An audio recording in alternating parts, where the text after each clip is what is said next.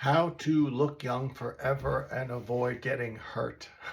So, first of all, the good news is that with all the new non surgical options that are out there, we will never need a facelift. I'm freaking 70 and there's nothing, no loose skin, nothing. I even restored 30% of my muscles with a few treatments.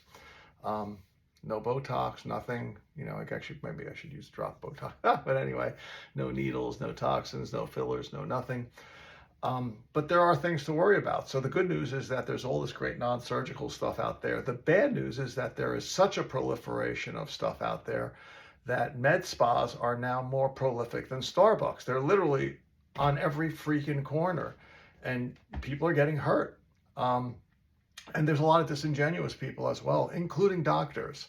I mean, I go to the seminars and and the doctors are like, John, you could be making 30% more money if you took financing. I'm sorry, I'm not talking anyone into going into debt for a treatment they can't afford. But worse yet, what about cool sculpting? Go Google search paradoxical hyperplasia or Google search Linda Evangelista. The woman was disfigured.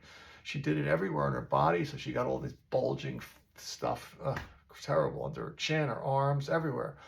Sued them for 50 million. It went away. I don't know what they settled for. So there are things we would never offer cool sculpting. Even I, as a lay person, noticed in 2016, 8 years ago when it first came out, that there was a possibility of paradoxical hyperplasia. Why would you take that risk for your patients when you can melt fat evenly and smoothly that existed back since 2009? We brought the first device into this country. So anyway, so the point of this lecture is to just help people out a little bit to understand what's out there. So first came, back in 2001, believe it or not, came radio frequency. So radio frequency, it goes past the surface of the skin, just like it does to your chicken in the microwave. It doesn't burn the skin, and you tighten the collagen. So you can do loose skin, and then very shortly after, Thermage got the first FDA approval for skin tightening back in 2001. Women come in and do it from head to toe. I can't even tell you. I literally can't tell you. Some runway model making God knows $5 million a year. We had to do loose skin on her butt, on the front of her thighs, back of her thighs, her butt, you name it. So yeah, it works. And then 2000, that was 2001, Thermage. 2009, Axillis realized that they could go a little deeper and melt the fat. Like, wow, who knew? Well, we actually brought their first device to the United States in 2009. 2010, we discovered that acoustic wave would kill cellulite. Amazing, right? Anyway, it's going to get a little complicated. I don't know, we can just end it here and just go to someone who's experienced. Don't listen to me, just go with common sense. If someone's been around for more than 15 years, chances are they know what they're talking about. That's a good common sense way to go. If someone has more than one device, well, if someone only has one device, you're guaranteed they're going to tell you that's the right device for you, okay? We have at least 12 different technologies, I'd say, easily 1.5 million in equipment. You tell me you want to do your stomach, I could do Thermage, skin tightening. I could do Axillis for tightening skin and melting fat. I could do M-tone to get rid of cellulite and tighten skin. I could do carboxytherapy to get rid of stretch marks, a little bit of fat, tighten the skin a little bit. What else is there? I mean, the list is almost endless. But the guy, M-Sculpt, that's the one that does the muscles. You see everyone dancing around on social media. It's like, okay, so you create 20,000 crunches, so you make more muscle, but you do not have the energy to do 20,000 crunches in 30 minutes, so you actually burn some fat in the process. When they got their FDA approval, they said it was something around 19%, minus 19% fat, plus 16% muscle in the area. But you know what? A lot of women don't want the extra bulk of the muscle. I mean, my 32-inch waist is gone forever. I got all this extra muscle. It's like, maybe I shouldn't have done that.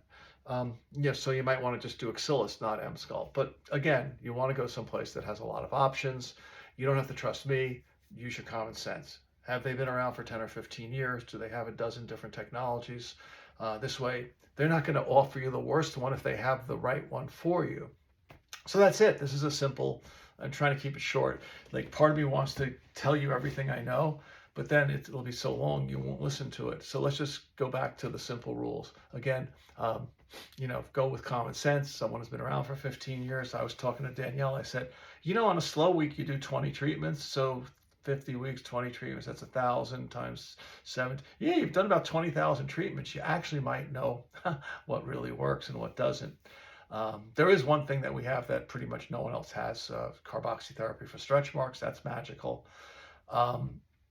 And we did contribute to the development of M-tone for cellulite, which is really fascinating. So again, we can end here. You can leave now and just use my common sense ideas.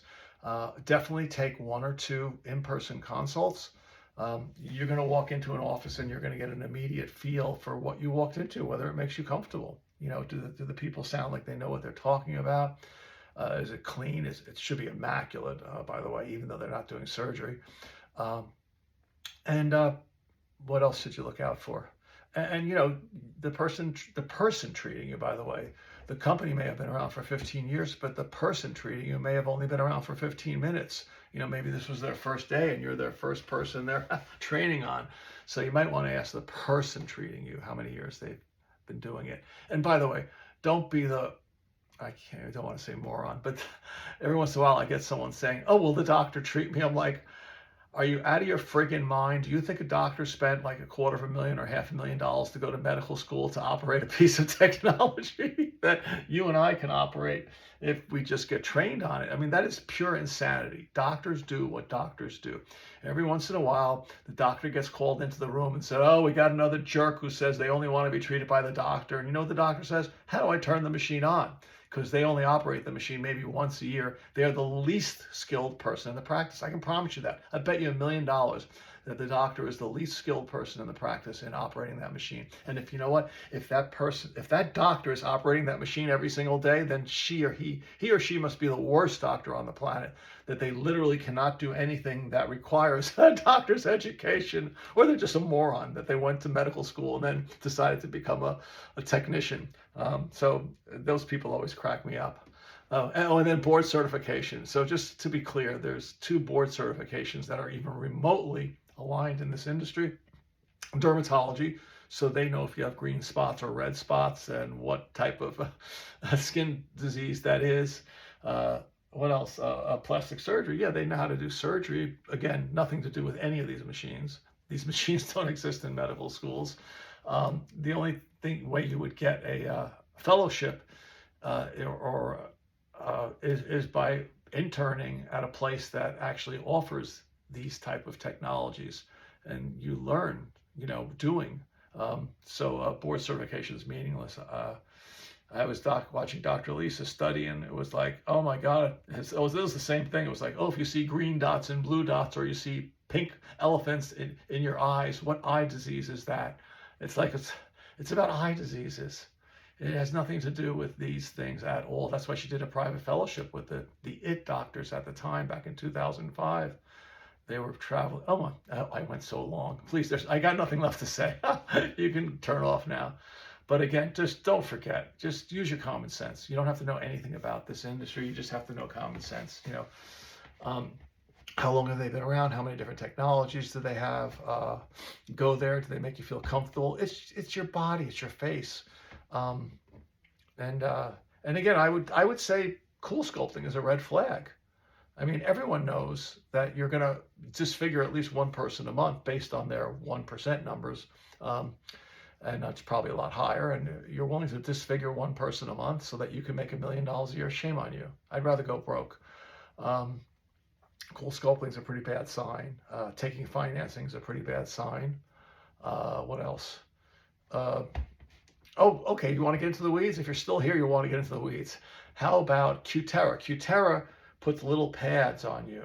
So I'm like, huh? I even went to the lecture. I asked the doctor, I said, so if you're putting little pads on someone, you can't go to a very high temperature or you will burn them. I said, I didn't say that out loud, but I raised my hand. I said, what's your opinion on handheld versus little pads? And he said, I don't know. I've never operated a handheld. I mean, listen, if you have common sense, you've already figured out the answer. Handheld, you move to wherever it happens to be. If you put little pads here, here, and here, and there's a little bulge of fat there, you're not going to touch it because your pad is stuck here. I don't care how many pads you have. And it's stuck at a very low temperature because you don't want to burn somebody. It's ridiculous. Again, common sense. Someone has handheld, they'll chase the little fat lumps and bumps. We actually get referrals all the time from people that did liposuction. They have a few lumps and bumps left. We go with Axillus, which is the device I glossed over very quickly.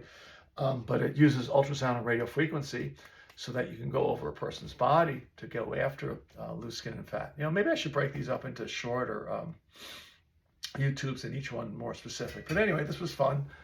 Hopefully you at least listen to the first few minutes. Bye.